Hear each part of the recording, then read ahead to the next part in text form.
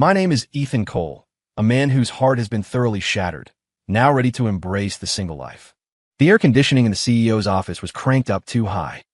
Sitting on the exorbitantly expensive leather sofa, I couldn't feel a trace of warmth. Opposite me sat Serena Sterling, the quintessential Ice Queen executive. She was my wife, well, soon-to-be ex-wife. Dressed in a perfectly tailored haute couture suit, she had her head down, reviewing a document, not bothering to spare me even a glance. 3 years. I had long since gotten used to this. I slid the divorce settlement agreement across the coffee table toward her, the paper making a soft friction sound against the glass. Sign it, Serena. From now on, we owe each other nothing.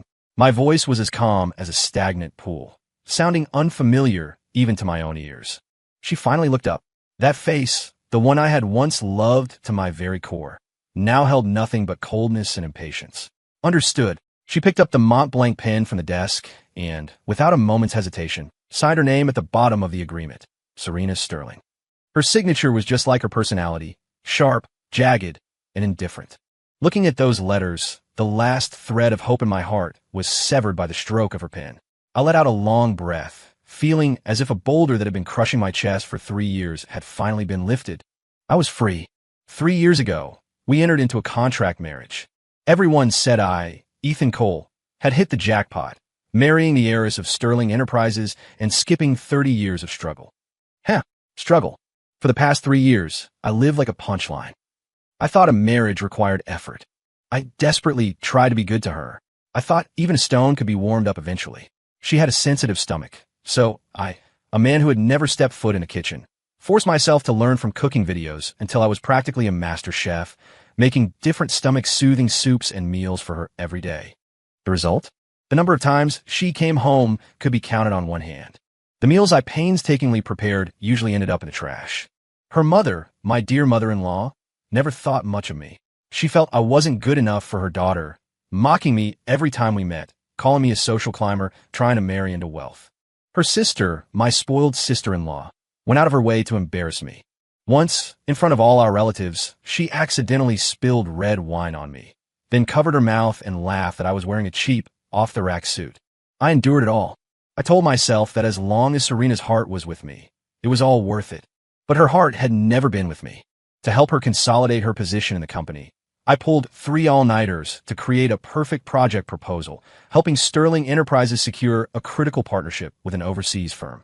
At the celebration banquet, she stood on stage, radiant and glowing, thanking everyone, except me. Not a single word. Later, I found out everyone thought she had done the proposal herself. I became the shadow behind her success, never meant to see the light. What truly killed my hope was Julian Pierce's return. Julian, her college senior, the one who got away, her shining white knight. The moment he came back, Serena became a different person. She would smile at her phone. She would cancel important meetings just because of one sentence from him. I even saw with my own eyes how she used company resources to fill the financial holes in Julian's failing business. That was Sterling Enterprises' money. That night, when I confronted her, how did she answer me? She looked at me like I was garbage and said, "Ethan, what right do you have to control me? Don't forget, everything you have now was given to you by the Sterling family." In that instant, my heart turned to ash. It turned out that my 3 years of devotion were worthless in her eyes. I was nothing more than a dog kept by the Sterling family. So I asked for a divorce. I was leaving with nothing. I didn't want a dime. I just wanted to leave this suffocating place and find myself again. Done. Serena's icy voice interrupted my memories. She tossed the signed agreement at me like it was a piece of junk mail. "You can go now." She stood up, adjusted her suit, and didn't look at me again. Her high heels clicked, clack, clack, clack, as she walked toward the door. I knew who she was in such a rush to see. Julian. I watched her retreating figure, the silhouette I had loved for 3 years, and for the first time, she felt so strange and distant. This was it. It was over. I picked up the agreement, ready to leave. But just then, crash. A massive noise erupted from outside the window, followed by the screeching of brakes and the screams of a crowd. My heart skipped a beat, a strong sense of unease flooding my chest. I rushed to the floor-to-ceiling window and looked down. In the middle of the avenue below, an out-of-control delivery truck had smashed into the company's planter barricade. And next to the truck, I saw a familiar figure lying in a pool of blood. And those limited edition heels I knew so well. It was Serena. My brain buzzed, instantly blanking out. My body moved faster than my thoughts. I sprinted out of the office like a madman, rushing for the elevator, rushing downstairs. I don't know how I shoved through the crowd. I only saw her lying there, the blood beneath her staining her white suit crimson. Her eyes were still open, looking in my direction, her lips moving slightly as if she were trying to say something. I collapsed to my knees beside her, my hands trembling, wanting to hold her, but terrified to touch her.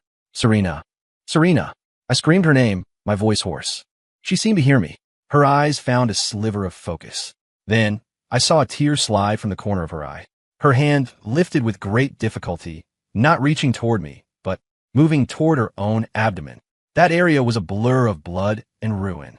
My heart felt like it was being crushed by an invisible hand. I couldn't breathe. Why? Why did this happen? We had literally just divorced. Serena Sterling's POV pain. Indescribable agony radiated from every limb and bone, especially her abdomen, which felt like it was being torn apart alive. Consciousness was fading fast. Everything before her eyes began to blur. The last thing Serena saw was Ethan's face, written with terror and anguish. Is he sad for me? How is that possible? Shouldn't this man be wishing for my death? Darkness swallowed her completely. She didn't know how much time had passed. Sign it, Serena. From now on, we owe each other nothing. The familiar voice. Cold. Calm. Serena snapped her eyes open. The glaring office lights made her squint instinctively. She realized she was sitting in her office, clutching that Mont Blanc pen. The nib was hovering over the divorce agreement, right above the signature line designated for her. Opposite her, Ethan was watching her quietly. His eyes held a look she had never seen before. Dead silence. What is happening? Didn't I die in a car crash? Serena looked down at herself. Her white haute couture suit was spotless. No wounds. Not a trace of blood. A hallucination. Or a flash of life before death. Just as she was zoning out, a voice, childish and milky, yet filled with utter annoyance, exploded in her mind without warning. You idiot woman. What are you staring at? Stop. If you sign that, we're both done for. Who? Who is talking? Serena was so startled she nearly jumped out of her chair. She jerked her head up, looking around. The office was empty except for her and Ethan. Stop looking. I'm in your belly. My dear mother. The voice rang out again, filled with frustration at her incompetence. Are you stupid? If you sign that, you're going to walk out that door and get flattened by a truck. 2 corpses, 2 lives. I don't want to die right after gaining consciousness. Imagine me, the great overlord, finally arriving in this world only to... In her belly, 2 corpses, 2 lives. Serena's brain completely short-circuited. She instinctively reached out, her hand resting on her flat abdomen. There's a child here. Ethan's child. She remembered now. A little over a month ago, she and Ethan had gotten drunk. It was the only time in 3 years they had. Afterward, she took the pill, thinking it was fine. She had been so busy with the company lately, she hadn't paid attention to the slight discomfort in her body. Could it be? Yes. It's exactly what you think. You're carrying your husband's cup, and now you want to divorce him, walk out the door, and get hit by a car. Tell me, are you stupid or what? How did I get stuck with a mom like you? My demon life is so hard. The voice in her head was ranting frantically. Serena was dizzy from the barrage of information. Rebirth. A child. The car crash. It was all too unbelievable. But that agonizing pain of death had been so real. Ethan watched her changing expression and the pen that still wouldn't touch the paper. The impatience in his eyes grew. Serena, what game are you playing now? Serena snapped back to reality. She looked at the divorce agreement in front of her, then thought about the voice screaming 2 lives. A chill shot from the soles of her feet straight to her skull. No. I can't sign. True or false. She couldn't gamble with this. Just as she moved the pen again, the voice in her head shrieked. You dare try to sign? Believe it or not, I'll make you hurt right now. As soon as the words fell, a sharp, piercing pain exploded in her lower abdomen. Ugh, Serena grunted, her face turning instantly pale. The pen dropped from her hand with a clatter onto the desk. The pain came fast and fierce, exactly like the pain during the car crash. Cold sweat instantly soaked her back. What's wrong with you? Ethan's voice seemed to carry a trace of tension he hadn't even realized himself. He stood up, instinctively wanted to walk over. Oof, at least you know what's good for you. The voice in her head sounded triumphant, and the pain in her abdomen subsided significantly. Serena gasped for air, taking in huge gulps. She now believed 100% that this was real. She had been reborn, and there was a talking ancestor in her belly. She looked up at Ethan, squeezing out a smile that was uglier than crying. I'm not feeling well today. Let's sign this another day. Ethan's footsteps halted. He looked at her pale face, his expression complicated. There was suspicion and scrutiny, but mostly a coldness that kept people 1,000 miles away. Suit yourself. He dropped those two words, grabbed his suit jacket from the sofa, and walked out without looking back. The office door clicked shut, cutting off his presence entirely. Serena collapsed in her chair, feeling as if all the strength had been drained from her body. She looked down at her abdomen, feeling fear, shock, and absurdity all at once. Who are you exactly? She asked silently in her heart. Listen well. I am the one who traverses the 9 heavens and 10 earths, the great overlord who makes 10,000 demons tremble in fear. Ugh, never mind, you wouldn't understand. The milky, childish voice cleared its throat. You just need to know I'm your son. Right now, your life is tied to mine, so you'd better behave. So, Serena felt her worldview had been thoroughly pulverized today. Ethan Cole's Povey walked out of Serena's office, my mind a mess. The way she looked just now, it didn't seem like acting. Her face was as white as paper, her forehead covered in cold sweat. Was she really sick? But why did it happen right when she was about to sign the divorce papers? I shook my head, warning myself, Ethan, stop flattering yourself. This was probably just another one of her hard-to-get mind games. Hadn't there been enough of this in the last 3 years?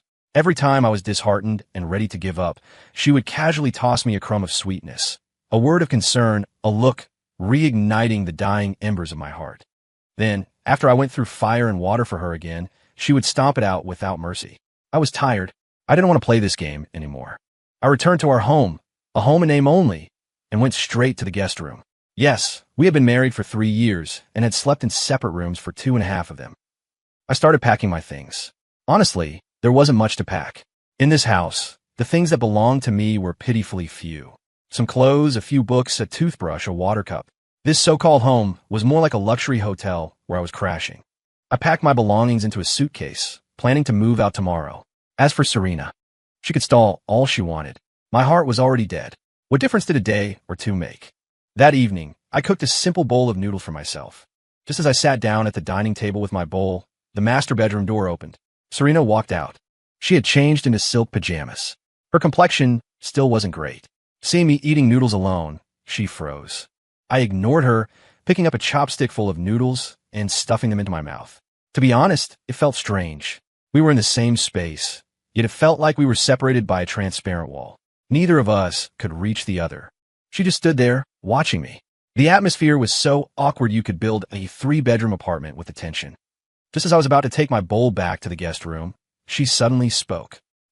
That's what you're eating. I nearly choked on a noodle. What I ate, did it have anything to do with her?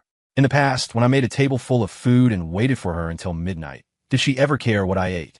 I didn't bother answering, keeping my head down and eating. She seemed choked by my silence, standing motionless. After a while, she said again, I'm a little hungry. I stopped my chopsticks and looked up at her. What did she mean? She wanted me to cook for her? Why should I? When I, Ethan Cole, was your husband, cooking for you was out of affection. Now that we're about to divorce, do you think you're still the CEO, Sterling, who can order me around? I didn't say a word. I expressed my refusal through action. I sped up, finishing the noodles in 3 bites, then picked up the empty bowl and walked to the kitchen. As I passed her, I caught a whiff of the faint fragrance on her. My heart still gave an uncontrolled, sharp throb. I tossed the bowl into the sink and turned to go back to the guest room. Ethan, she suddenly called out. I stopped, but didn't look back. Are there any groceries in the kitchen? I want to make something for myself. Her voice sounded somewhat uncertain. I almost doubted my ears. Serena Sterling? Cooking for herself? The heiress who had never touched dishwater, who didn't even know how to boil water, said she wanted to cook? Did the sun rise in the west today? I turned around, looking at her like she was an alien. She seemed uncomfortable under my gaze, her eyes darting away. In the fridge, I dropped coldly, then walked into the guest room without looking back. Door closed. Locked. I didn't want any more entanglements with her. Lying in bed, I tossed and turned, unable to sleep. My brain was full of her abnormal behavior today. First refusing to sign, and now this. What exactly was she trying to do? Just as I was overthinking, a loud bang came from outside, followed by the acrid smell of burning and Serena's scream. My heart jumped. My first reaction was to rush out. but my hand froze on the doorknob. Ethan, have you forgotten how she treated you? Why do you still care? Let her deal with it herself. But what if something happened? Damn it. A war waged in my mind, but eventually I couldn't stop myself. I yanked the door open. The living room was already filled with thick smoke, all coming from the kitchen. I rushed in, and the scene before me made me want to laugh and cry. Serena stood there, face covered in soot, a pan as black as coal in front of her. The contents were unrecognizable, billowing thick smoke. Seeing me, she looked like she saw a savior. Her eyes even held a hint of grievance. I must be crazy to think she looked aggrieved. Without a word, I walked over, turned off the gas, turned on the exhaust hood, and deftly threw the ruined pan into the sink. Throughout the process, I didn't look at her once. After cleaning up the mess, I turned to leave. Suddenly my wrist was grabbed. Her hand was cold and trembling slightly. Ethan, I'm sorry. I froze. This was the first time in 3 years I had heard the words, I'm sorry, come out of her mouth. Serena Sterling's POV. Serena wanted to cry at her own stupidity. She just wanted to learn from Ethan and make something, even just boiling noodles. She wanted to ease the tension, at least ensure the divorce papers wouldn't be signed today. The result? She almost burned the kitchen down. When Ethan rushed in and expressionlessly cleaned up the mess, Serena felt her face burning hot. Embarrassing. Too embarrassing. Stupid woman. Do you have some misunderstanding about your own motor skills?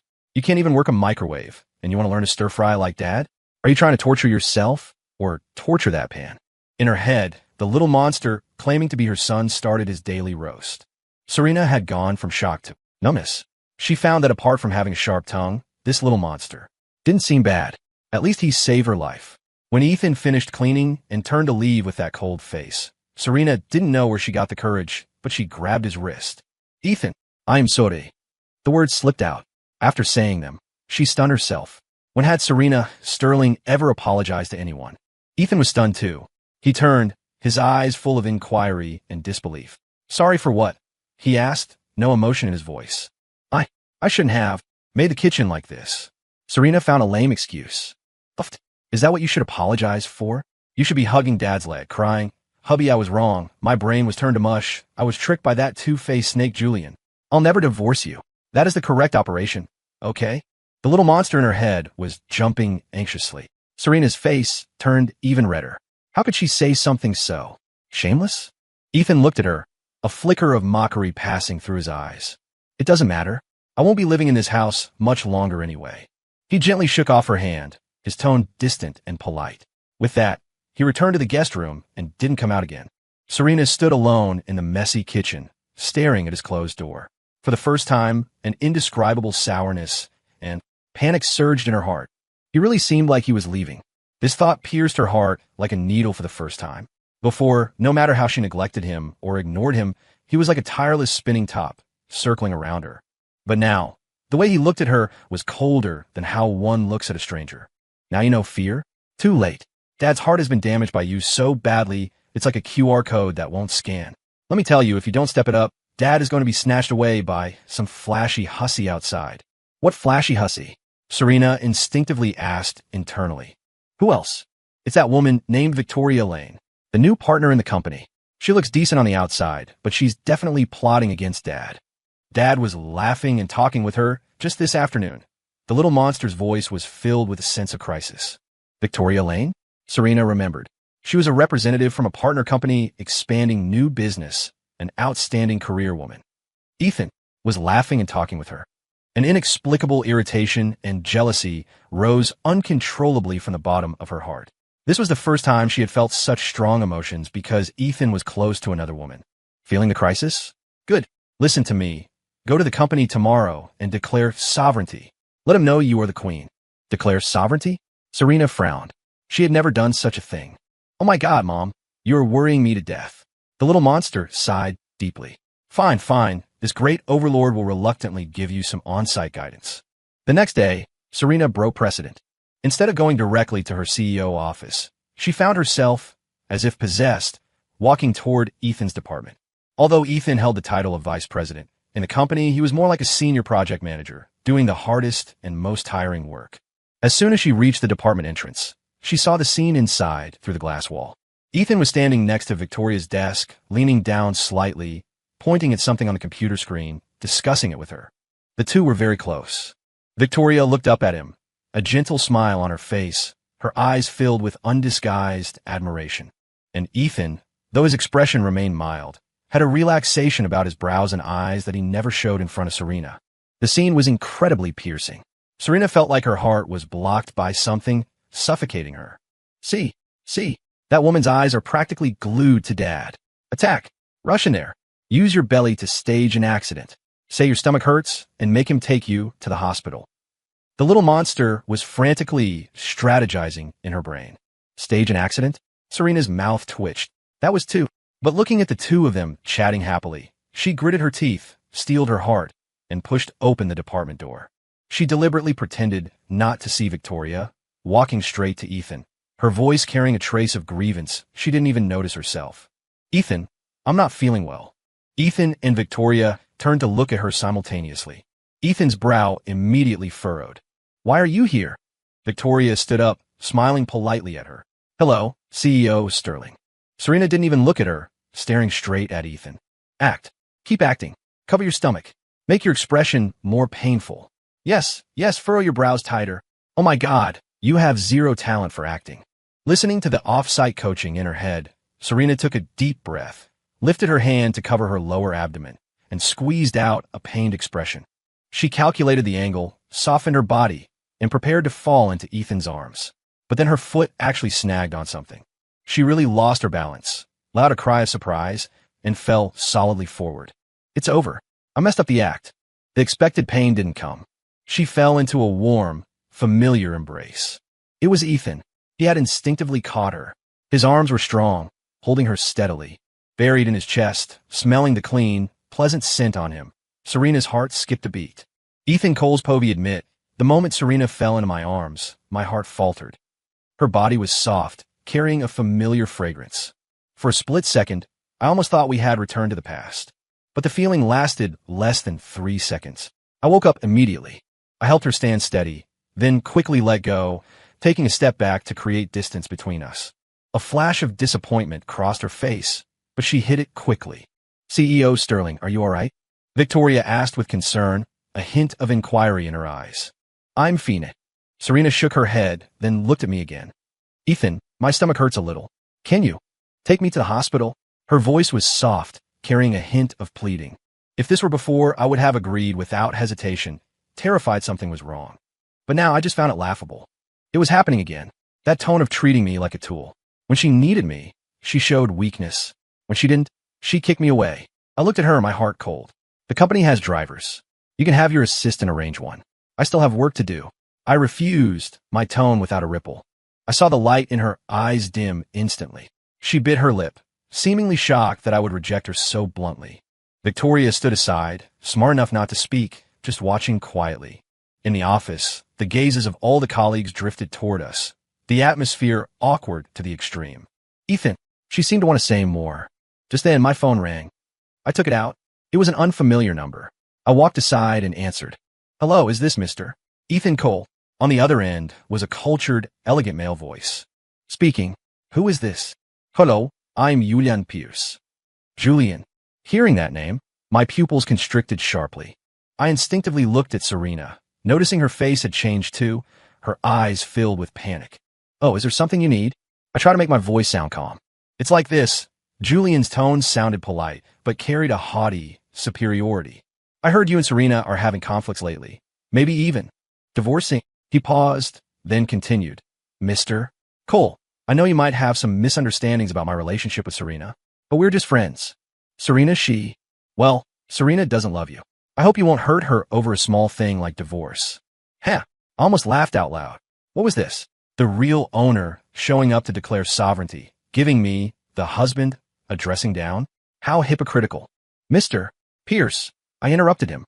The matters between Serena and me are between husband and wife. I don't recall it being the business of an outsider, do you? Julian, on the other end, seemed surprised by my rudeness and fell silent for a few seconds. Haha, Mr. Cole, don't misunderstand. I'm just concerned about Serena. Concerned? In what capacity is Mr. Pierce concerned about my wife? College senior? Or something else? Like a homewrecker? I exposed him mercilessly. You. Julian's tone finally held a trace of anger. Mr. Pierce, if you called to gloat, then congratulations, you succeeded. Serena is yours. I'm stepping out. Please don't bother me again in the future. With that, I hung up directly. I didn't want to hear another word from him. It was disgusting. I turned around to find Serena staring dead at me, her face terrifyingly pale. Was that Julian calling? She asked. Who else? I retorted. She opened her mouth, wanting to explain something, but in the end, said nothing. Looking at her like this, the last bit of reluctance in my heart vanished. See, this is the man she loves. A man who hides in the shadows, using underhanded tactics to sow discord.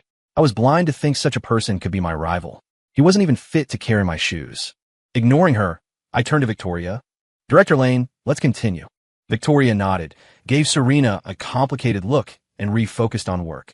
I treated Serena like thin air. She stood behind me for a long, long time, long enough that I thought she would stand there forever. Finally, I heard the sound of her turning and leaving, her heels clicking on the floor, each step sounding like it was stomping on my heart. But this time, my heart wouldn't hurt anymore, because it was numb. Serena Sterling's POV when she heard Ethan say the name Julian Pierce, Serena's brain buzzed. Why did he call Ethan? What did he want? Here it comes. Here it comes. Showtime for Mr. Two-Faced. Listen to that. We're just friends. She cares about you deep down, blah. I'm going to vomit through the phone line. The little monster started a play-by-play commentary in her brain. What is he doing? He's fanning the flames. He wants you divorced immediately, so he can scam your money fair and square. Serena's heart sank bit by bit. She listened to Ethan's merciless counterattack, listened to him hang up. When Ethan looked at her with those cold, mocking eyes, she felt stripped naked, all her embarrassment and shame exposed to the air. She wanted to explain. She wanted to say it wasn't like that. But what could she say? That Julian was just a senior. Even she didn't believe that nothing was going on. Yet she had hurt Ethan over and over again for Julian's sake. Any explanation seemed pale and powerless in the face of facts. She could only watch helplessly as Ethan turned his back, continuing to discuss work with Victoria, treating her as completely transparent.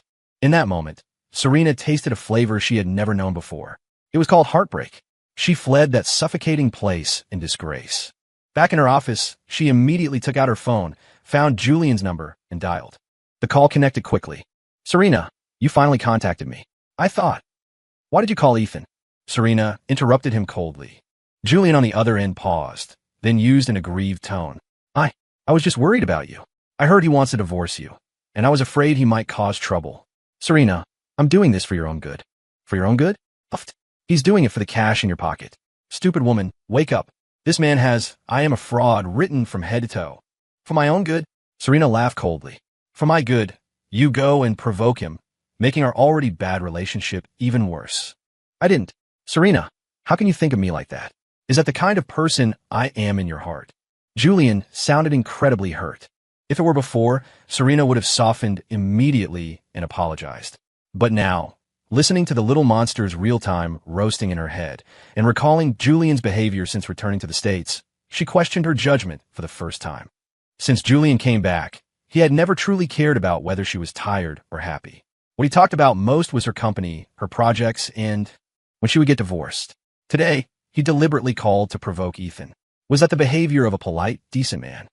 He had even hinted more than once that she should transfer some core company assets to his name, beautifully claiming it was preparing for our future. Before, she was blinded by so-called love, thinking this was his way of showing affection. Now, thinking about it sent shivers down her spine. Figure it out? This Julian isn't some Prince Charming first love. He's just gum stuck to your shoe, looks harmless, but is actually annoying and dirty. My dad is the handsome, capable, fully benefited, ultimate good man. Serena took a deep breath, suppressing the turmoil in her heart. Julian, I'm very busy lately. The company has a lot going on. We'll talk about the divorce later. Without waiting for his reaction, she hung up. She leaned back in her chair, physically and mentally exhausted. She decided she was going to investigate Julian. Not for anything else, but to give herself an answer. And to give Ethan an explanation. Ethan Cole's POV. For the next few days, because of Julian's provocation, Serena and I fell into a complete Cold War. We lived under the same roof, but were strangers. I left early and came home late every day, pouring all my energy into work to avoid running into her. And she was surprisingly quiet. She didn't come to the department to find me, nor did she pull any stunts. This gave me a sense of relief, but also a trace of inexplicable disappointment. See, humans are just that pathetic. One night, I was working overtime at the company. Victoria brought me a cup of coffee. Still busy? She asked with a smile. Yeah, just the last bit. I nodded. You and your wife. She hesitated, but asked anyway, is everything okay? I put down the file in my hand and looked at her. Director Lane, this is a personal matter. Saw the... Victoria apologized immediately. I just feel. CEO Sterling, she seems to care about you. Care about me? I smiled self-deprecatingly. If she really cared, the last 3 years wouldn't have been a joke. Ethan, Victoria looked at me, her eyes serious. I know I might not have the right to say this, but I can see you are a talented and responsible man. You shouldn't be trapped in an unhappy marriage. Her voice was gentle, carrying an understanding power. I admit, I was moved for a moment. The feeling of being understood and appreciated was too long absent. Thank you, Director Lane, I said sincerely. Call me Victoria or Vicky. She winked at me, her smile holding a hint of playfulness. Just then, my office door was pushed open. Serena stood in the doorway, staring at us expressionlessly. She frowned, her eyes like knives dipped in ice, shooting straight at Victoria. The smile on Victoria's face froze for a second, but quickly returned to natural. She stood up and nodded to Serena. CEO Sterling. Serena ignored her, walked straight to me, and slammed a file folder onto my desk with a thud. Read this. Her voice was cold enough to chip ice. I frowned, not knowing what she was up to. I opened the folder and pulled out a stack of documents. When I saw the contents, my pupils instantly contracted. It was all dirt on Julian. His so-called startup in the U.S. was a shell company used for money laundering. His return wasn't for a fresh start. He was being chased by debt collectors and couldn't survive abroad anymore.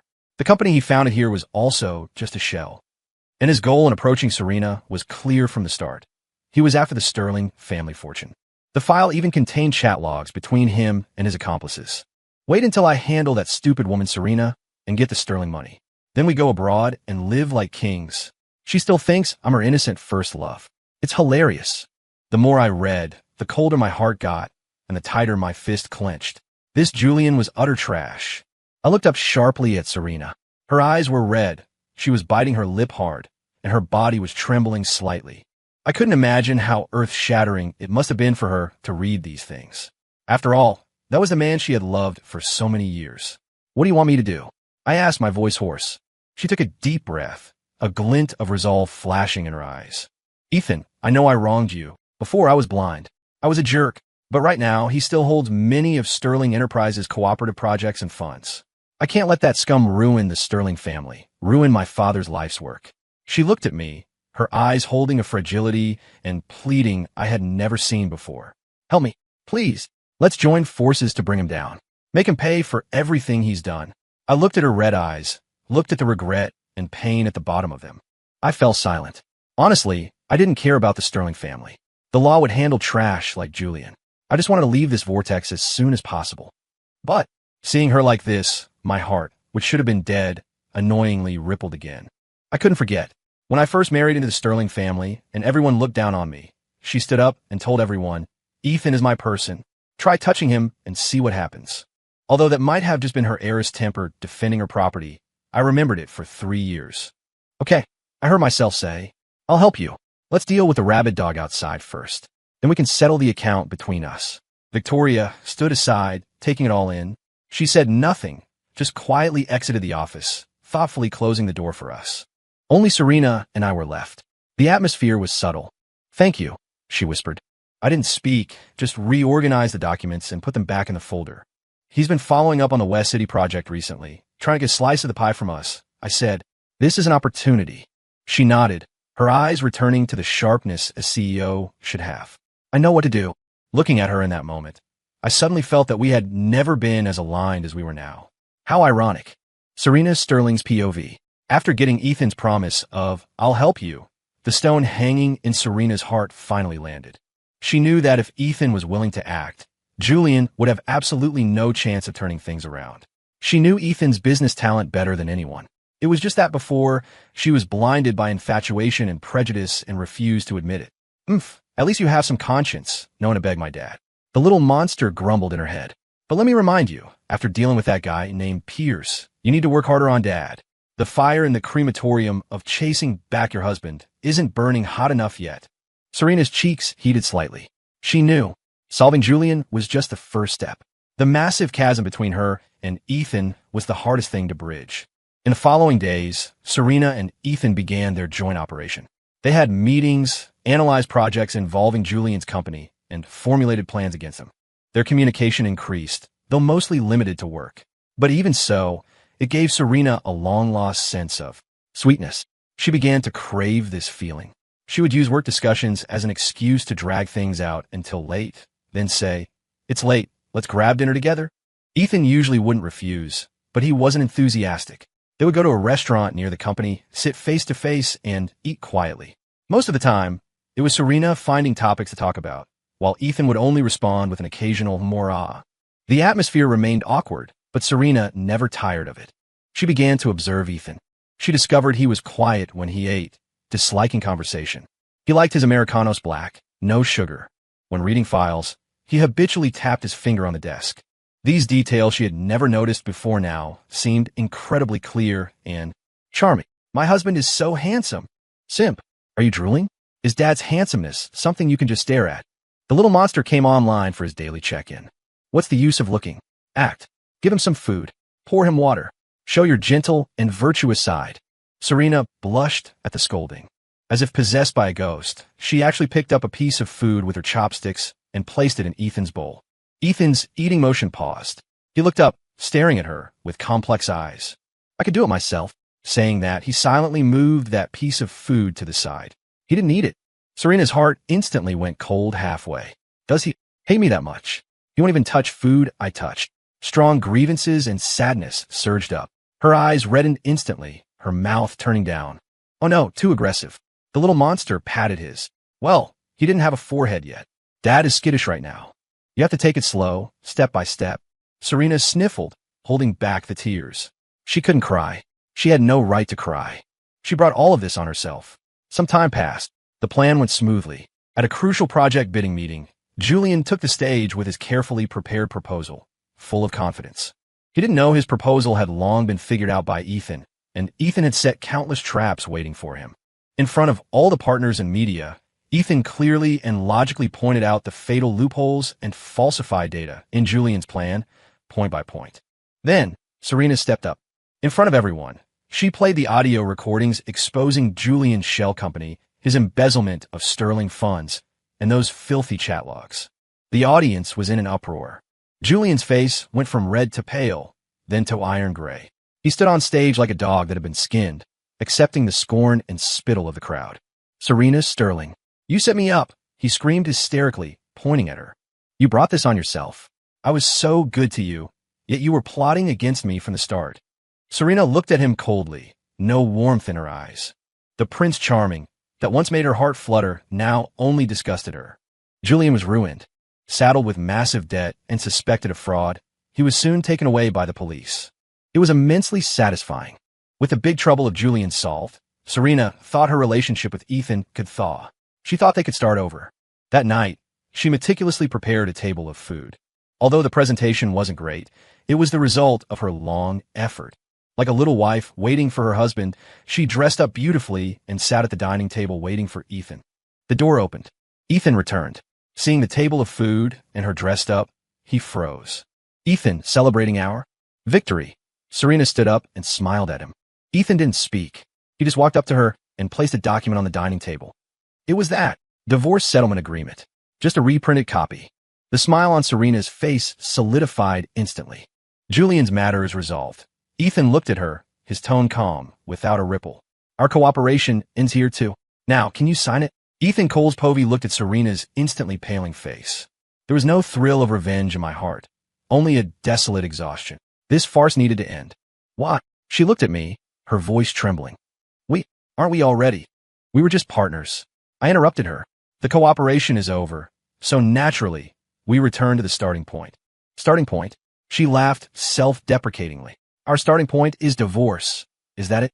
I didn't answer, taking it as a default yes. "Ethan." She suddenly stepped forward and hugged me, gripping my arm, her eyes filled with panic and pleading. "Don't go, okay? Give me one more chance. I was wrong. I really know I was wrong. Before, I was bad. I was a jerk. I was blind. Forgive me this once, just this once." She was crying. Tears rolled down from her beautiful eyes like broken pearls. This was the first time I'd seen her cry so sadly, so helplessly. If it were before, my heart would have ached terribly. I would have held her tight and clumsily comforted her. But now I just watched her quietly, my heart like still water. Some things, once done wrong, remain wrong. You can't just say, "I'm sorry," and pretend nothing happened. I pried her fingers off one by one. "Serena, it's too late," I said. "My heart died in your neglect and hurt, time after time." "No, no." She shook her head frantically, as if trying to convince me, or herself. "I can warm it up. Ethan, I can." Suddenly, as if remembering something, she grabbed my hand and pressed it against her lower abdomen. "Feel it. Here. There is our child. I'm pregnant, Ethan. It's your child." She looked at me with expectation, thinking this was her last and strongest card. I felt her flat abdomen under my palm. Child. My brain went blank for a second. But soon, it was replaced by immense absurdity and anger. Child? She was actually using a child as an excuse to keep me? What did she take me for? A fool she could summon and dismiss at will? I yanked my hand back, looking at her with eyes cold as ice. "Serena, do you think I'd still believe that?" I sneered, speaking the cruelest words of my life.